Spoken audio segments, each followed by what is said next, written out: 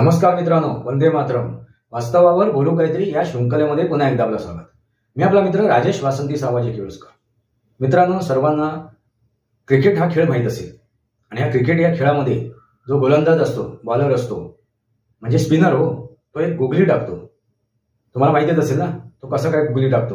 म्हणजे leg spin टाकणार असेल तर तो ऑफ स्पिन टाकतो. समोरच्याला वाटते की त्यांनी लेग स्पिन टाकलाय, पण तो ऑफ स्पिन असतो. तो ऑफ स्पिन टाकणारा तो लेग स्पिन टाकतो.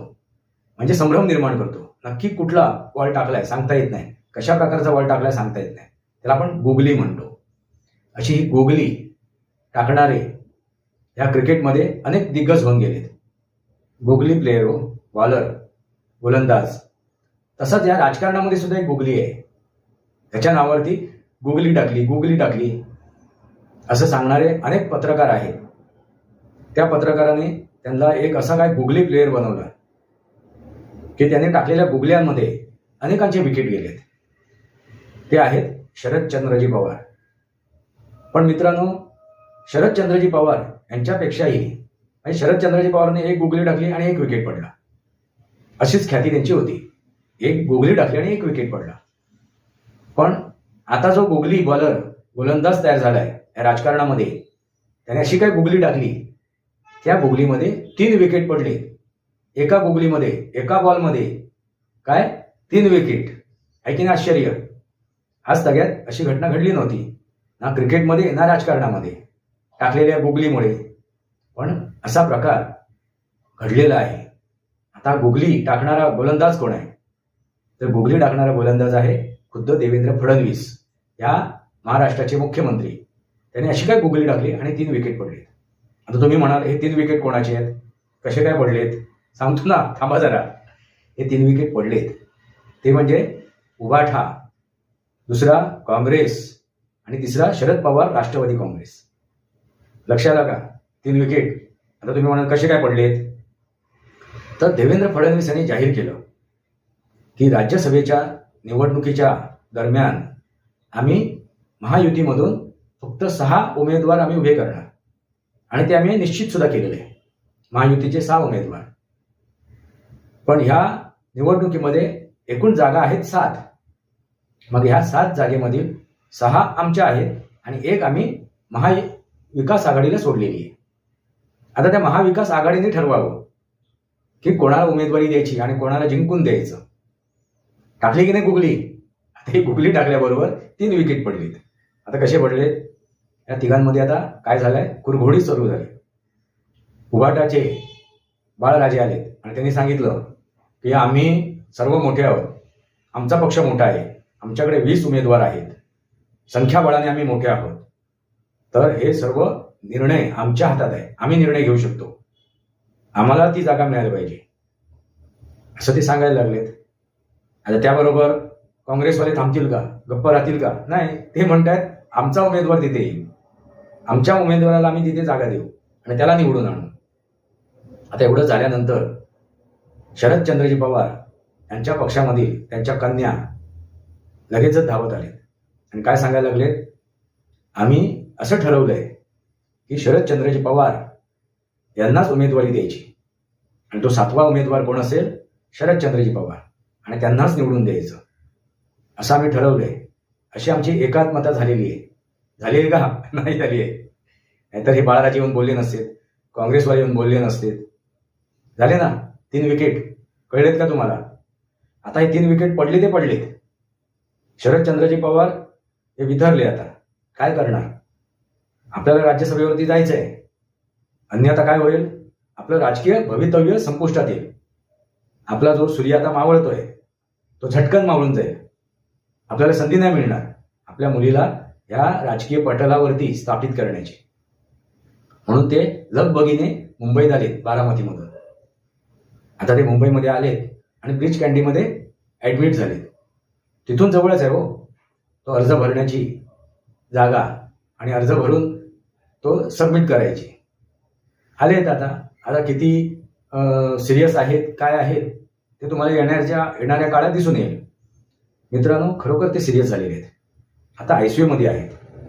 आणि ICU मध्ये येण्याचं कारण काय? देवेंद्र फडणवीस त्यांनी टाकलेली ती गुगली. म्हणजे शरद पवार काय षडयंत्र असतील त्याची ते तयारी करतील, काय रणनीती आखतील त्याची तयारी करतील, याला वेळच दिला नाही हो. यांना वेळच मिळाला नाही. आता शरदचंद्रजी पवारांनी लगेचच षडयंत्र रचलं असतं आणि स्वतःची उमेदवारी पक्की केली असती. पण हा गुगली टाकल्यामुळे 3 विकेट पडले. आणखीन एक विकेट पडलं, आणखीन एक विकेट. त्या विकेटनी सुद्धा शरदचंद्रजी पवार बिथरलेले आहेत. तो विकेट कोणी काढला? तर राष्ट्रवादी काँग्रेसने. लक्षात घ्या, म्हणजे जी ओरिजिनल मूळ राष्ट्रवादी काँग्रेस आहे त्या काँग्रेसबद्दल बोलतोय मी. त्या राष्ट्रवादी काँग्रेसच्या नेत्यांनी, त्यांच्या कार्यकर्त्यांनी एक विकेट पाडला. तो कसा काय?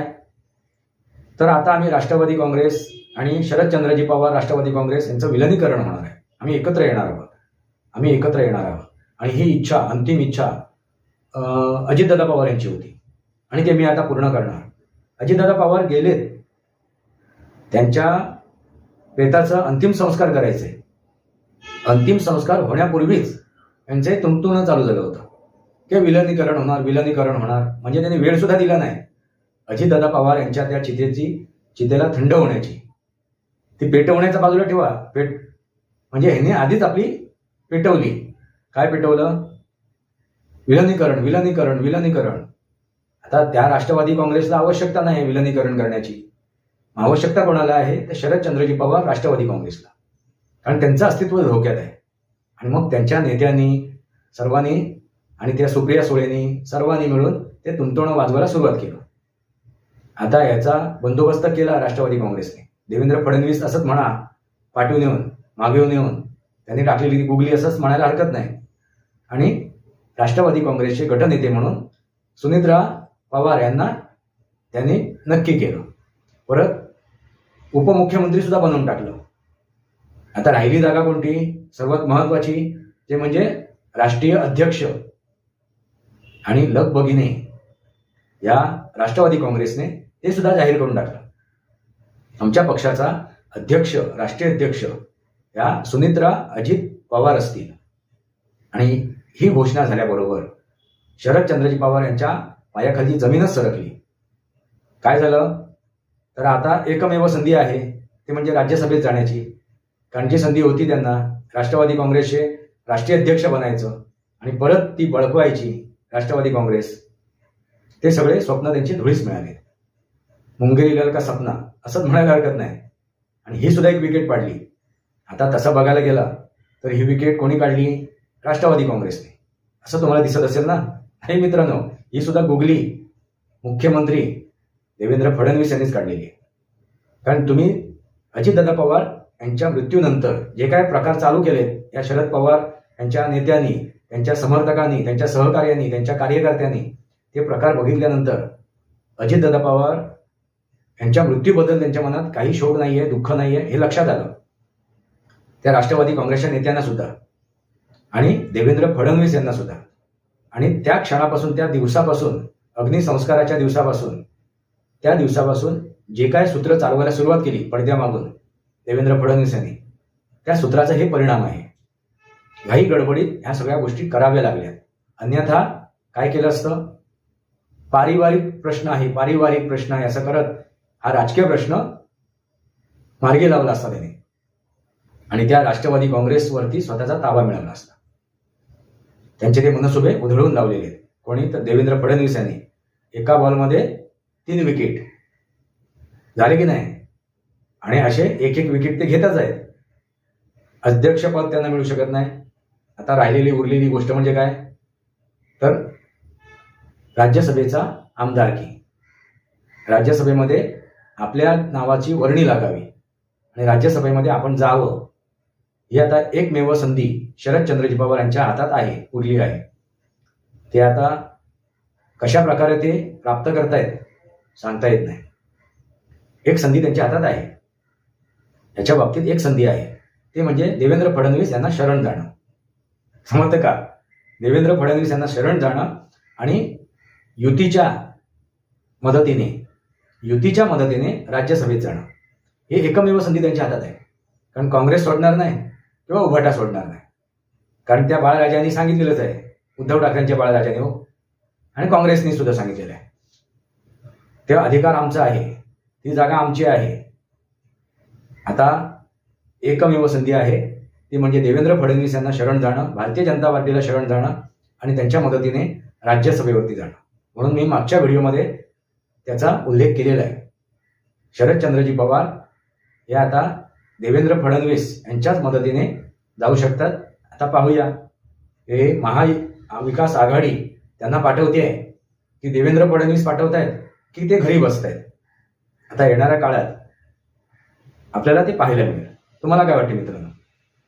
शरदचंद्रजी पवार हे आता वर्तमान काळामध्ये जी काही निवडणूक होणार आहे राज्यसभेची, त्या निवडणुकीमध्ये ते राज्यसभेचे एक उमेदवार म्हणून राज्यसभेमध्ये जाऊ शकतात का? निर्णय काय होईल तुम्ही सांगा. आता आपलं मत काय आहे? हेच ते वास्तव आहे. वास्तवावर बोलू काहीतरी माझ्या शृंखलेला सबस्क्राईब करा, बेल आयकॉन दाबा, माझे विचार पडसे लाईक करा, आपले विचार कमेंट बॉक्समध्ये मांडा. तुर्तास इतकंच. भारत माता की जय, वंदे मातरम. जय भारत, जय महाराष्ट्र, जय सनातन.